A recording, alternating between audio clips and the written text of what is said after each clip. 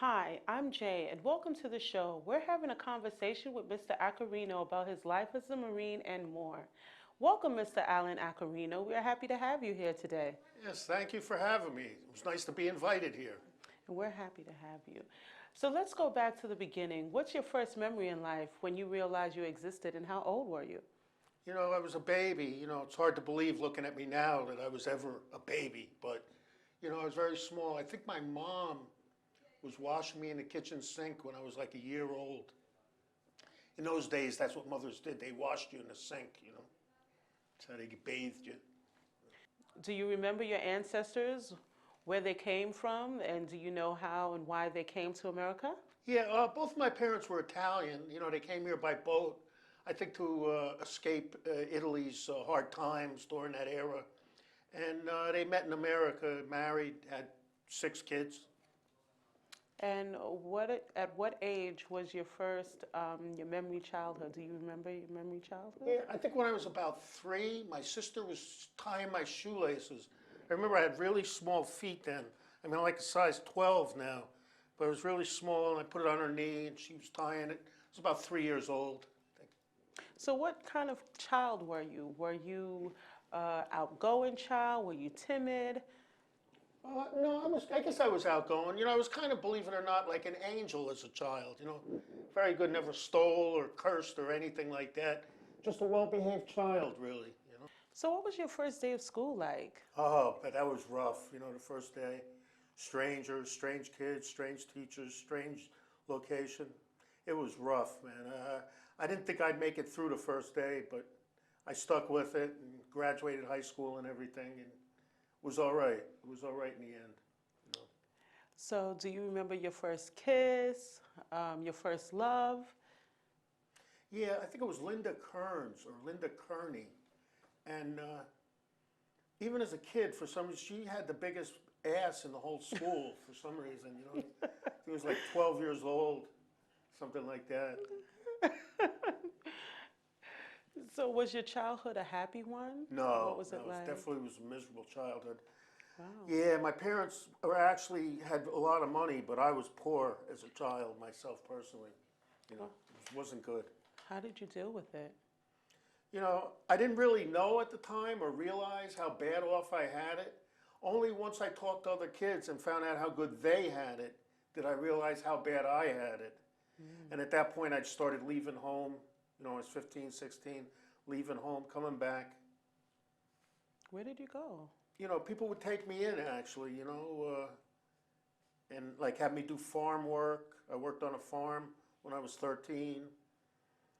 Uh, some people, they were caretakers. They were like slave drivers. They were worse than my own family, so I ended up going. But they were caretakers of this huge mansion in New Jersey, Wow. like huge, like maybe 50 acres and like a castle and pools and tennis courts.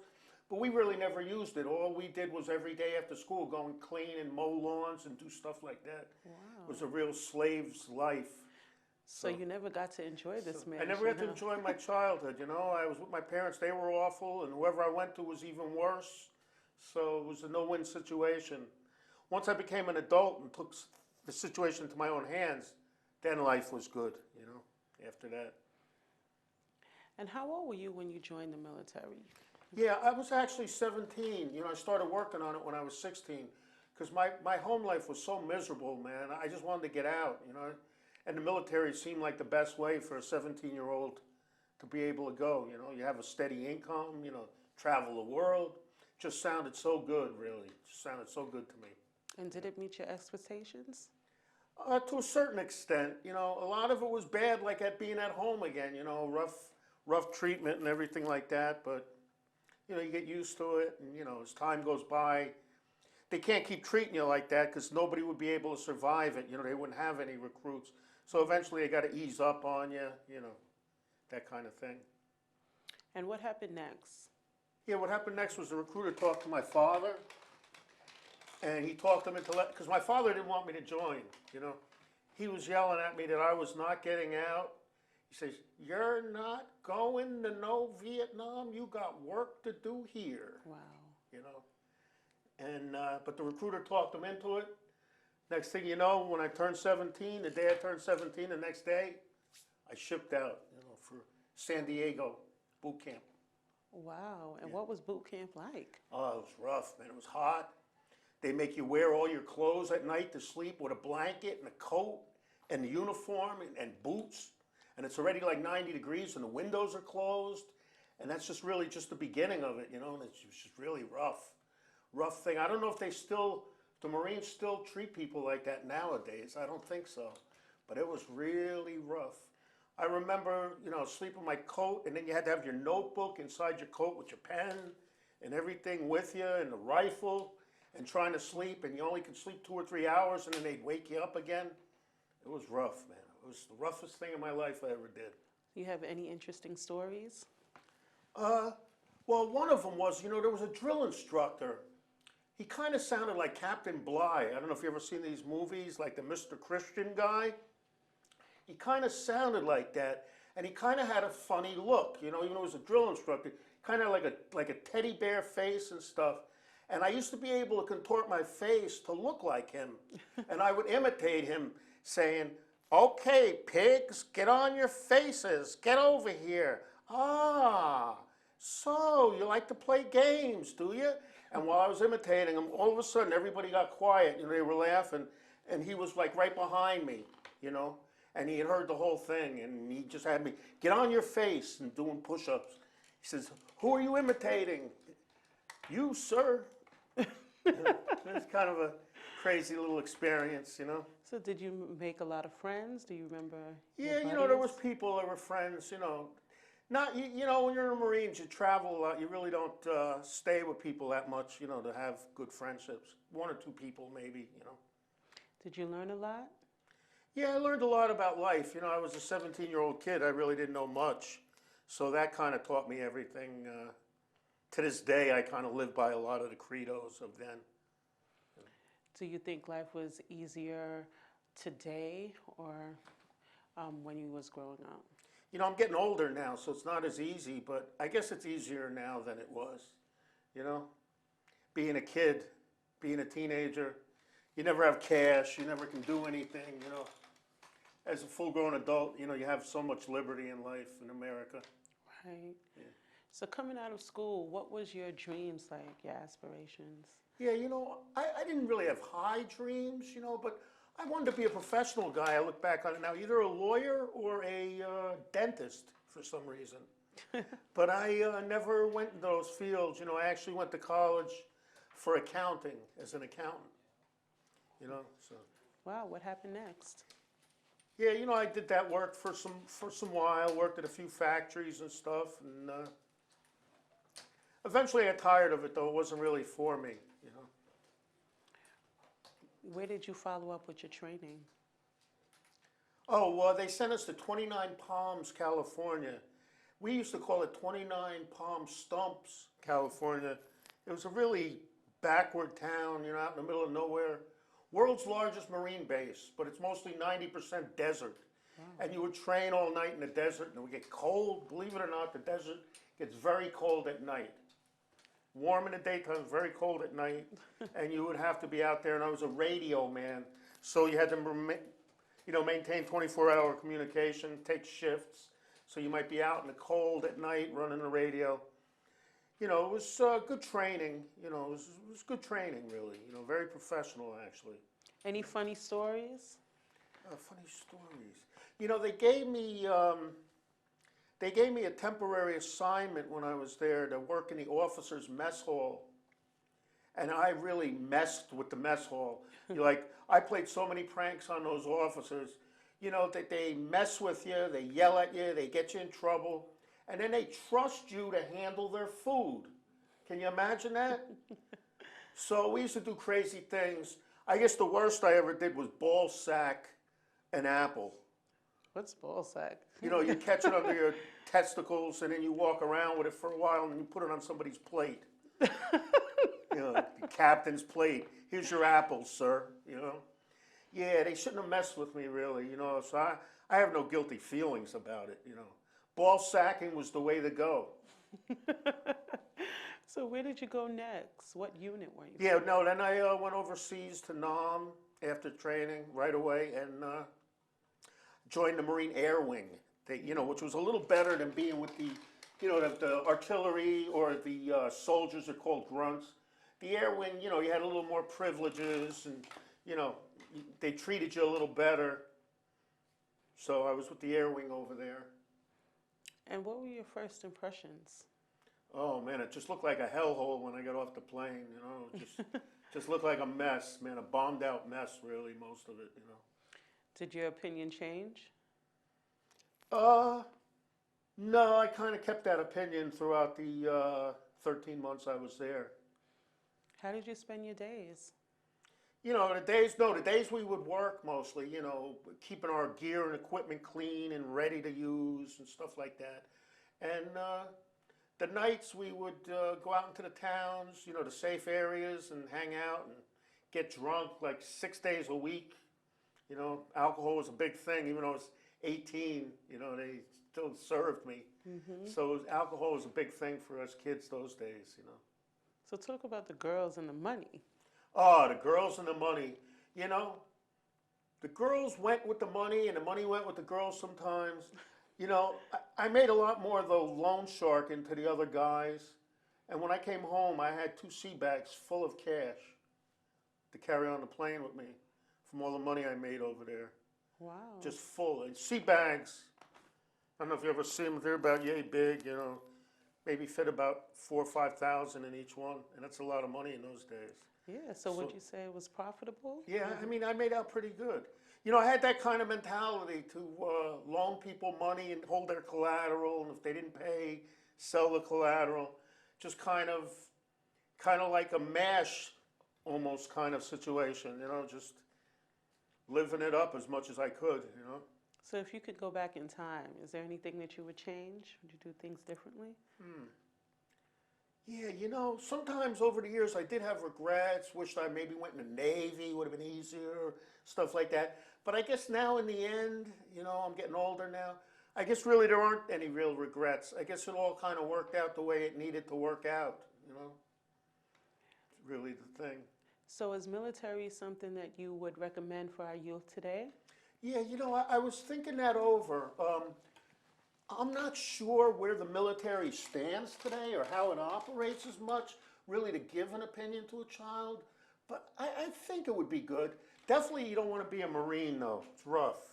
Even I think nowadays, probably the Air Force would be the thing to go into, But I would recommend the military for kids, especially for kids that get in trouble and need somewhere to straighten out. It might be a good idea, good situation for them.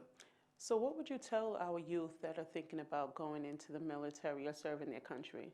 Yeah, it's a good thing you're doing, and always take care of yourself, keep low, and just carry on, carry on. That's great advice. So looking back on your life now, do you think that you achieved your dreams and your goals? No, I guess none of us really do, Guys dream of being a Yankee pitcher or head of RCA or whatever it is, and very few of those dreams really come true. But I guess I'm satisfied, where I'm at in life. It's kind of okay. So what made you decide to go into the Marines? Were you drafted? No, I enlisted. I was too young for the draft, I was a young guy. But I really wanted the toughest organization that would make me into like kind of a human animal in a way. So I wanted to join the Green Berets. I thought they were. But then my brother-in-law talked me into the Marines because he had been a Marine. He says, oh, the Green Berets are nothing. The Marines, that's the president's own, that's the military. That's where you want to go. And with one conversation, I was so young and my mind was so pliable, I just said, okay. And that was it. So what do you say to people that try to duck the draft?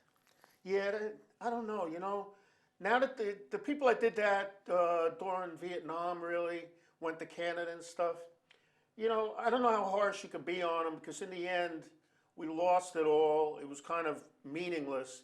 So the fact that you avoided it, you really wouldn't have changed anything if you'd went. It wouldn't have helped anything. So, I guess Ford had the right idea pardoning them all, So when you left the U.S. to go to war, where did you leave from and how did you get there? Yeah, we took a jet, a regular commercial jet from LaGuardia, and the first stop was Hawaii. Then we went to Guam, and then after that we landed. It took about 18 hours, or about 13 hours, I believe. 13 hours. The reason it's confusing is when you arrive, you're there the day before. You're there 18 hours earlier. So it's the day before, but not quite the same time, with the time difference between New York and, the Far East. So have you ever left the U.S. before you went to war? No, that was my first trip out of the country. That was my Really? first foreign sojourn, as you would say. What was that experience like? I'd never been on a plane. The stewardesses were great, man. Really like waiting on your hand and foot. I never had that kind of treatment as a kid. So right off, it just seemed like it was going to be a good experience. Of course, the flight when we got to boot camp was the same kind of thing. That was my first flight, was from New York to San Diego. When we got off, they had a bus there, and we had to get on the bus. And then these guys got on. It was kind of odd, and they were saying, oh man, you guys got to get out of here. You don't want to be a Marine. They're going to fuck with you. They're going to mess with you. You don't want this. And then all of a sudden one of them came and said, here they come. And then the drill instructors came, and these guys left. And we didn't do anything wrong. We're just sitting there, and they started yelling, get off the bus, get over there, don't look at anything, and all this yelling. And next thing we were on a bus, and the next thing we got off, and there were all these yellow footprints that we had to run over. And then the tallest to the shortest guy, it was a real nightmare, it was a real, but I knew it was going to be fun in the end to be a Marine, so I put up with it. Well, how long was that trip? How long was that trip, and how long did it take you to get there? With California? Yeah. Yeah, that's like 6 to 8 hours in those days. Wow. Yeah. When you landed, what was the weather like? What did you see Yeah, it was there? like the middle of April, so it was really warm. It was hot. And we went there, and then boot camp, man, it just seemed like, man, they had the base sealed up with heat. It was so hot, just really hot. Wow. And what was your first day in routine like there?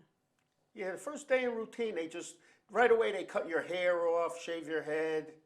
They give you all the gear. Everybody has to hold each item up, as they call it. Toothbrush, toothpaste, shaving cream, shirts, whatever it is. And then everybody would go and then get the uniforms on. And then you go to sleep for like 3 hours, and then they would wake you up and start a day like a regular. And the days in boot camp were long. They were 16-hour days at minimum, just doing one thing after the other all day, just different Marine stuff, drilling and school and physical stuff and marching and drilling. Just an endless day, endless it seemed like. When your head would hit the pillow, it would only seem like 5 minutes later that they were waking you up, I swear. It never felt like 8 hours. It always felt like 5 minutes, like I just laid down. That's how tired you were. Wow, but it seemed like you learned a lot about discipline. Yeah, it gives you a good sense of discipline and structure and stuff. I don't know how often you use that in life, but I got it, I got it there. Yeah.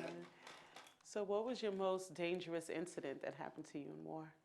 Oh, there was a restaurant that I used to go to almost every weekend and spend all hours and hours there. It got blown up one day when I normally would be there, and I actually had duty. And then I could hear the explosion from my office, from the duty office. You could hear it. It was just so loud. And then somebody ran in and told me the name of the place, and I realized that normally that's where I am at this time of night. I'm normally there. So that's about as close as you can get, I guess, Oh, wow. Yeah. Did you lose any of your close friends in war? Yeah, there was a guy, Rabbit. This guy looked like a human rabbit somehow. Like he had a little pink round nose, buck teeth. His eyes were kind of weird, like and eyebrows, especially the eyebrows. And when we look at you, you look like a rabbit in the woods looking at you. And I used to call him Rabbit. And I remember one time, just before he bought it, he got pissed off at me. He got mad. He says, I'm not a rabbit. He grabbed my teeth. He says, don't call me a rabbit. I'm not a rabbit. And then normally I would slap somebody down, but I let him slide. And then a couple days later, he was done. He was dead. I was glad that I didn't do anything to him for that, Wow. But yeah, Rabbit. And there was another guy, Bro White. but he died not of military. A couple of guys in my barracks got him to drink so much alcohol that he had a heart attack and he died from it. Wow. And they made believe that they were religious to get out of being charged with it. And they took me to church with them. They'd go to church and all of this. And in the end, for some reason, they were never charged with anything. No crime. I don't know if it's a crime. Two guys keep saying to the guy, drink, drink, Dad, drink. And then he drops dead. I don't know if that's a crime or if it was a crime. I'm not sure. So how many years have you served in the military? Yeah, 3 years. 3 years? Yeah. And did you accomplish your mission? Yeah, I guess I did. I guess I accomplished what I set out for. What year did you leave the Marines? Yeah, end of 75, 1975. When you came back to the U.S., how were you received? Yeah, not good. Yeah, people didn't like us. You know, when I would come home on leave, I was the kind of guy who would wear my uniform walking around, always getting fights with hippies and stuff like that. In a bar, man, we would clear out bars. Me and another guy take like 10, 12 guys and just, you know, I was built like an ox, you know, I was strong. I could rip trees out of the ground, you know, at 18, 19 years old. So I didn't care. I just would wear my uniform, and if anybody wanted a part of me, that's how I felt in those days. Come on, bring it on, you know. It was that kind of atmosphere for me. How hard was it, you know, settling back in civilian life? You know, surprisingly, that was pretty easy. I really did just adapt right to civilian life. I wasn't walking around saluting people, saying yes, sir, and all that. You know, I adjusted right away to it, kind of. So that's fortunate, really. So when you look back on that period, what would you tell a young person who is thinking about serving in the Marines or offering or serving in the military for their country? Yeah, I would just say join, get your college, make sure you go to college with their benefits, and just enjoy it, man. It might be the best part of your life, maybe, potentially. Well, thank you so much for joining us today, and thank you, audience, for tuning in.